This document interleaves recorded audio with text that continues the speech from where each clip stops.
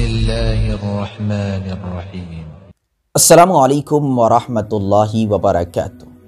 जब मौसम बदलता है तो लोगों के चेहरे भी बदलने लगते हैं। जब सर्दी का मौसम आता है तो बहुत से लोगों के होंठ फटने लगते हैं, बहुत से लोगों के हाथ फटने लगते हैं और बहुत से लोग वह हैं जिनके पैर भी फटने लगते हैं। तो ऐसी सूरत में वो लोग इस फटन को दूर करने के लिए, इस मर्ज़ को ख़त्म करने के लिए तरह तरह की क्रीम का यूज़ करते हैं, तरह तरह की क्रीम का इस्तेमाल करते हैं। और जो लोग क्रीम वगैरह का यूज़ और इस्तेमाल करते हैं वो पूछते हैं, अक्सर सवाल करते हैं कि हमारे वज़ू का क्या हुक्म है, क्रीम लगाकर हमारा वज़ू सही और दुरुस्त होगा या नहीं होगा। तो इस मसले को अब बारीकी से समझिए कि आपने जिस क्रीम का यूज़ किया है उस क्रीम को देखना पड़ेगा।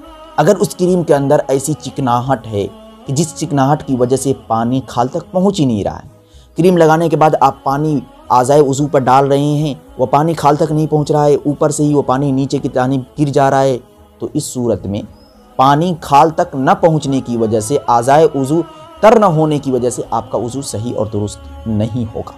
लेकिन जिस क्रीम का आपने यूज़ किया है, जिस क्रीम को आप लगाए हुए हैं, उस क्रीम के अंदर ऐसी चिकनाहट नहीं है कि जो चिकनाहट पानी को खाल तक पहुंचने से रोक सके, तो इस सूरत में आपका वज़ू सही और दुरुस्त हो जाएगा।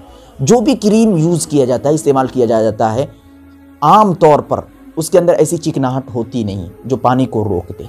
तो जो भी वेसलीन वगैरह और भी जो क्रीम वगैरह इस्तेमाल किए जाते हैं, मैं समझता हूँ कि उसके अंदर ऐसी चिकनाहट नहीं होती है। तो आप ख़ुद देखें और ख़ुद सोचें कि उसके अंदर क्या ऐसी चिकनाहट है कि जो चिकनाहट पानी को खाल तक पहुँचने से रोक रही है। अगर रोक रही है तो फिर आपका वज़ू नहीं होगा, और अगर नहीं रोक रही है तो यकीनन आपका वज़ू सही और दुरुस्त हो जाएगा।